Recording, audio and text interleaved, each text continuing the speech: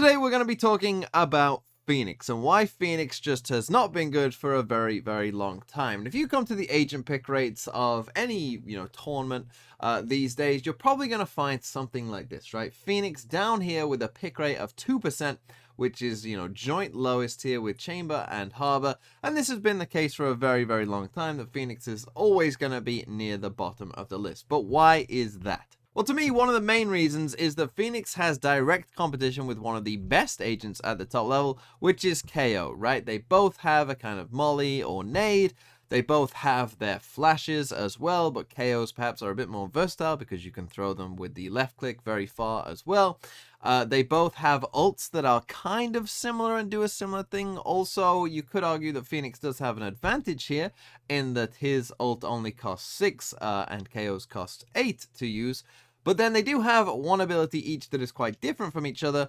Phoenix's being the Blaze Wall, which is probably one of the worst abilities in the game, and KO's being his E, his knife, which is probably one of the best abilities in the game overall. And so that difference between those two abilities is really, I think, what just pushes KO over Phoenix in so many situations, and is why KO thrives whilst Phoenix struggles. And so what that means is teams will often just pick KO over Phoenix anytime you might. And that means that the only time you're going to play Phoenix is when you're playing it alongside KO. But we did mention that Phoenix has one advantage over KO, and that is his ultimate, right? For a 6-cost ult, it is a very, very strong one.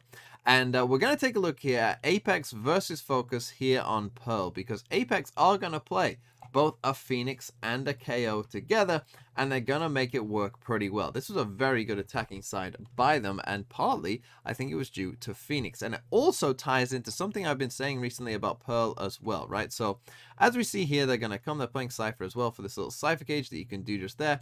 They're gonna put up the camera, and something I had mentioned about Pearl in this post-chamber world before, if you saw the video before, is that obviously this kind of square, this kind of area down B long is now much harder for the defenders to defend. You either have to commit a ton of resources to it, or you basically have to do what this servitor is doing just here, right, and just kind of give it up and just kind of look for the information, but don't actually play too aggressively.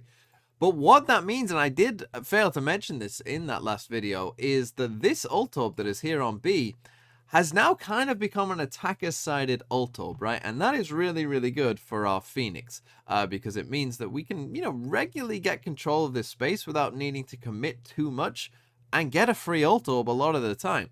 And that really, I think, has changed the dynamic of this map for Phoenix in a way, because what it means now is that you can just farm this ult orb quite often. And here it is on round 3, and Kaiko, who's playing Phoenix here, yeah, he's going to farm that ult orb, and yeah, he's going to go and get his ult on round 3. It's a bonus round, and, Apex are in a really, really good spot straight away. And so here we see it again, right? Just another example of, like, you can get this control pretty easily now, in this post-chamber world, right? Like, Apex are already set up at this point. You can see we're already kind of like, everyone's just kind of waiting for kind of maybe a bit of a retake scenario here. Apex just paused, right, to kind of creep in that doubt that actually they've gone away. But then they are going to start to come in, and what we're going to see is a really, really nice Phoenix ult here. And this is, the reason that you are going to pick Phoenix, right? So in goes the Phoenix ult just there.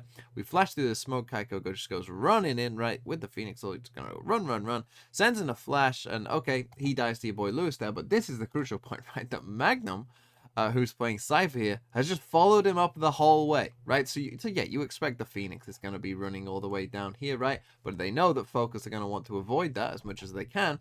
So Magnum decides to, take that space alongside the Phoenix, and now he's just in a really, really tricky spot where your boy Lewis just has no idea. Magnum gets a free kill there, and now it's a very, very tough post plant, because now, of course, they've lost this space here, right? So they're going to, be worrying about Magnum the whole time, and it's not going to be easy for Focus now. And as they start coming onto the site, well, basically, they're just going to get destroyed. We also have that Phoenix, well, you just saw it just for a second there, that goes across the site. And this is another thing about Phoenix on Pearl, is, you see like neons on this map every so often at the top level as well. And, one of the main uses of neon on this map is to do the neon wall down here across this B site, right? But the Blaze, which normally is a pretty trash ability, actually, the use here on B is probably one of its best uses, I think, because I think it does just about go from this box to just about there. And so you can, cover the whole site and threaten that you're going to come in here, and then, maybe you flash around this corner, right? Like, you can see it, you throw a molly in here as well, right? It kind of builds itself as an exec, really, for this Phoenix. And so that is another use as well. The Apex, I think, got a pretty good use out of overall, is using actually the Blaze Ball, which, as I said, is normally kind of a useless ability in a lot of scenarios, but actually on this map, maybe it does have a bit of a use, and it kind of mimic that neon wall that teams often use as well whenever they pick neon. Basically, Enzo and Shadow, which, I mean, this is a really nice flash from Shadow just there, bouncing off the wall. He manages to get 2 kills. Apex win the bonus round, and this just set them up to absolutely destroy on this half.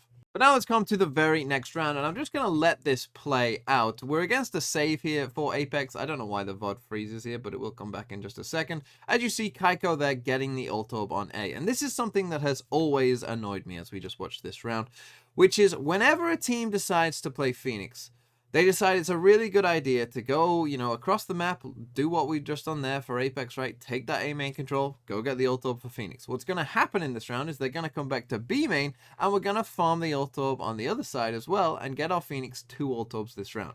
Now, this happens quite commonly when a team plays Phoenix.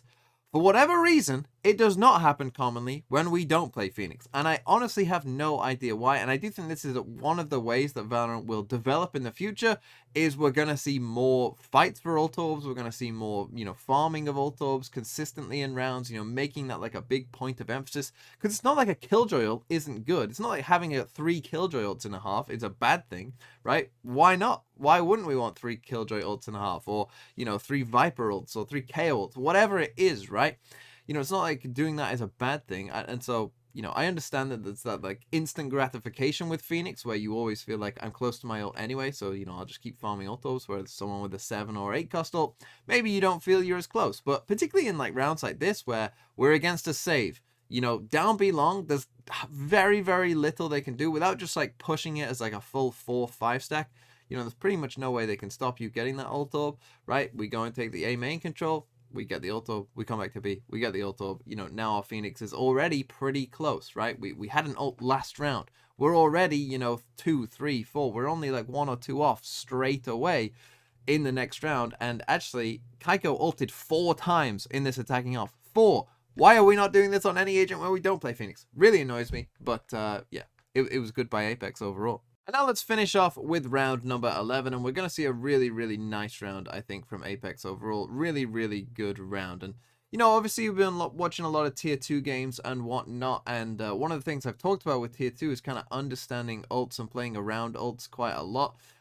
In this instance, Apex, they're going to, again, get the ult up there for the KO this time to get the KO ult.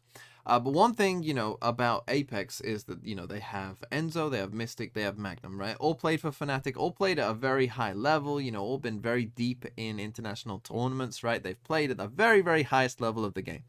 And with that, I think, comes this level of understanding of, this kind of thing that, I've been talking about, a lot of these Tier 2 games, like, the ult understanding and, kind of deciding rounds by ults and how to play around them, and how we're going to play with our ults. As we see, we get the KO ult just there, we pop it, in comes the wall, in comes a cage. Really, really nice exec overall.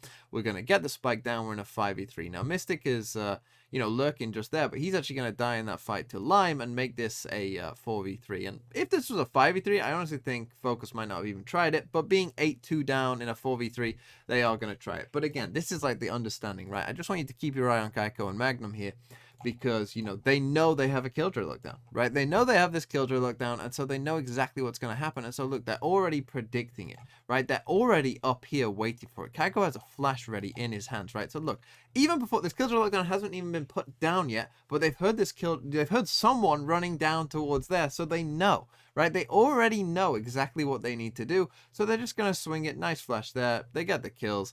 And just like that, your Killjoy lockdown is gone, because they're just more aware, right? They're just ready for it. And this round is going to end up, Purpo does a nice little job here. But, of course, with very little time, Shadow's just going to finish him off just there, and Apex win the round. And this was a really, really good performance by them. And I actually, it almost like convinced me.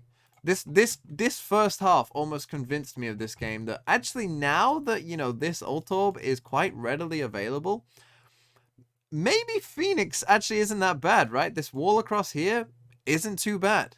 Getting the 2 ult orbs for the attacking side, I think is possible. You know, this is one, as long as you like put a focus into it, and actually Apex did this on the defensive side as well, where they would take this control, right? They'd smoke it off, they'd send utility in there, and you know, actually he'd come and get the ult orb on the defensive side as well, right? So they had a very clear plan in mind, and it looked really, really good. Probably one of the best Phoenix performances I've seen in kind of like a team play style for quite some time.